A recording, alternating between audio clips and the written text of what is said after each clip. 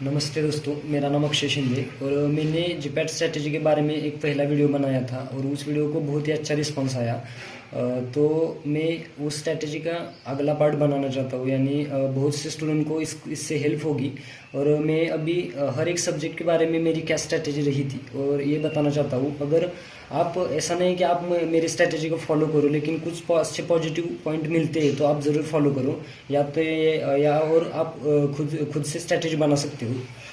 तो मैं फार्मेकोलॉजी के लिए मेरी क्या स्ट्रैटेजी रही थी और मैंने कैसे स्टडी की थी आपको बताना चाहता हूँ। तो अभी फार्मेकोलॉजी सब्जेक्ट में कैसा है, फार्मेसी का मेन कोर सब्जेक्ट है और पहला ही स्टूडेंट का सवाल आता है कि क्लासिफिकेशन कैसे याद रखें। तो मैं क्लासिफिकेशन कैसे याद रखता था, तो ऑल अबाउट क्लासिफिकेशन मैं आपको बताता हूँ।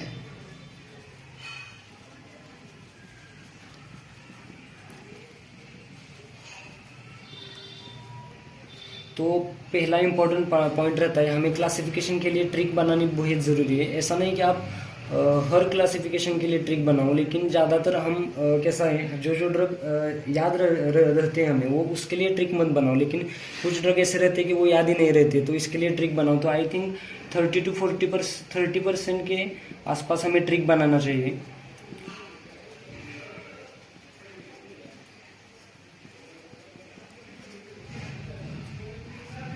और बचे हुए जो ड्रग रहते हैं उसमें कैसा करना है हमें कि उस ड्रग में हमें कोई तो ट्रिक ढूंढनी चाहिए। मैं 2-4 एग्जांपल लेता हूँ तो आपको ज़्यादा अच्छे से समझ आएगा। अभी हमें जीपैट 2021 के लिए क्वेश्चन आया था विगाबा ट्रेन करके, तो उसका मैकेनिज्म ऑफ एक्शन पूछा था। तो अभी इस जो ड्रग है उसके नाम में ही हम सब कुछ सब उसका मैकेनिज्म एक्शन भी है। I for inhibitor of GABA, GABA GABA, यानी TRIN ट्रांसअमीनेज। तो हम इसे याद रख सकते हैं, इनहिबिटर ऑफ गाबा ट्रांसअमीनेज।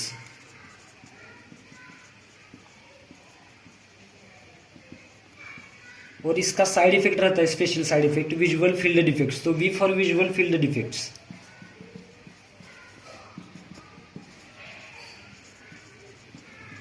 तो हो गया ना, यानी ये ड्रग आया था। तो अगर स्मार्ट स्टडी हमने किया होगा तो ये गाबा ट्रांसएमिनेज इनहिबिटर है और इसका साइड इफेक्ट है विजुअल फील्ड डिफेक्ट्स। तो इसे करके हमने ये याद रखा। और एक ड्रग है रिवारोक्साबिन, जो कि एंटीकोएगुलेंट में आता है। तो इसके नाम में ही हम उसका क्लासिफिकेशन याद रख सकते हैं। एक से यानी फैक्टर एक से, जो हमारा एंटीकोएगुलेंट ड्रग रहता है वो हमारे कोएगुलेंट फैक्टर्स रहते हैं वो उसको इनहिबिट करते हैं। तो ये एक फैक्ट से बैन करता है, यानी इनहिबिटर है। तो ये फैक्टर एक से इनहिबिटर है।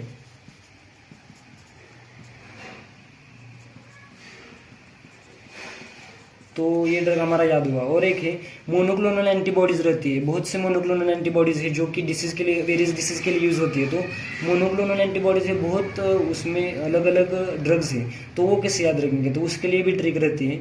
अभी 2-4 एग्जाम्पल लेता हूँ मैं। एफसिक्सिमाब, देन ट्रांसटुजुमाब,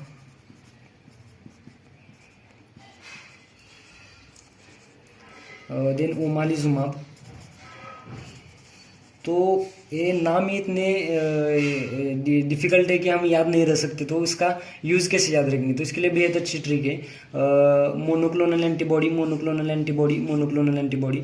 तो इसका जो पीछे वाला रहता है एक्सा यानी वो काइमेरिक है, यानी वो काइमेरिक का मतलब है काइमेरा, यानी 50% वो ह्यूमन की है और 50% एनिमल। तो इसको काइमेरिक बोलेंगे। ZU यानी वो ह्यूमनाइज्ड है। ये टाइप रहते हैं मोनोक्लोनल एंटीबॉडीज़ के टाइप, आप जो आगे पढ़ोगे तो आपको समझ आएगा। और ये भी ZU यानी ये भी ह्यूमनाइज्ड है। तो ये हो गया। और जो उसका यूज़ है तो CI यानी सर्कुलेशन। एफसिक्सिमैब सर्कुलेशन में यूज़ होती है। सर्कुलेशन यानी स्पेसिफिक सर्कुलेशन, हमें ये तो पता चलेगा यार ये सर्कुलेशन में यूज़ होती है, तो बाद में हम पता कर सकते हैं किस में यूज़ होती है। तो ये एक्चुअली एंटीप्लेटलेट ड्रग है। तो ऐसा करके हम कुछ तो याद रह सकते हैं। अभी ये TU यानी ट्यूमर के लिए यूज़ होती है, ट्यूमर यानी कैंसर। तो ये ड्रग ब्रेस्ट कैंसर के लिए यूज़ होती है। अभी YALA यानी लोअर इम्यूनिटी, यानी हमारी जो बॉडी की इम्यूनिटी है वो ये मोनोक्लोनल एंटीबॉडी कम करती है। अभी इम्यूनिटी कब लोअर क्यों करनी है। तो अस्थमा जैसे डिसीज जो होते हैं उसमें क्या होता है, हमारी इम्यूनिटी ओवर एक्टिव होती है, तो वो इम्यूनिटी कम करना बेहद इंपॉर्टेंट होता है। तो उसके लिए ओमालिजुमाब यूज़ होती है। तो ऐसे करके हम कुछ ज़्यादातर एक 30% ड्रग ऐसे करके हम याद रख सकते हैं कि उसमें उस ड्रग में कुछ तो उसका मैकेनिज्म एक्शन, उसका कुछ क्लासिक है ऐसे ढूंढने का। तो ऐसे करके जब हम स्टडी करेंगे, यानी जब हम स्मार्ट वर्क करेंगे तो हम याद रख सकते हैं। तो ये हो गया हमारा। अभी कैसा कैसा है, पीडीएफ आती है, क्लासिफिकेशन की एक पीडीएफ आती है। तो आप उसकी केडीजी की पीडीएफ आती है, तो आप उसकी जेरोक्स निकालो A4 साइज़ में। अभी हमें क्या करना है, कुछ इंपॉर्टेंट पॉइंट रहते हैं, तो हमें क्या करना है, इंपॉर्टेंट पॉइंट जो रहते हैं, फॉर एग्जांपल आपको बताता हूँ, NSAIDs ड्रग है, non steroidal anti inflammatory drug. तो हमें एक एस्पिरिन का क्वेश्चन आया था इस साल जीपैट में।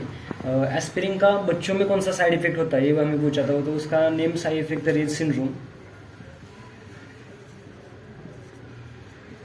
तो क्या करना है, हमने अगर जो वो जेरोक्स ली तो एस्पिरिन ड्रग है, तो उसके आगे हमें रेज सिंड्रोम, उसका साइड इफेक्ट, तो ऐसे करके हमें लिखना है। तो हमें अच्छे से याद। अभी और एक ड्रग है आयोडोक्विनोन, तो उसका साइड इफेक्ट है स्मॉल सिंड्रोम।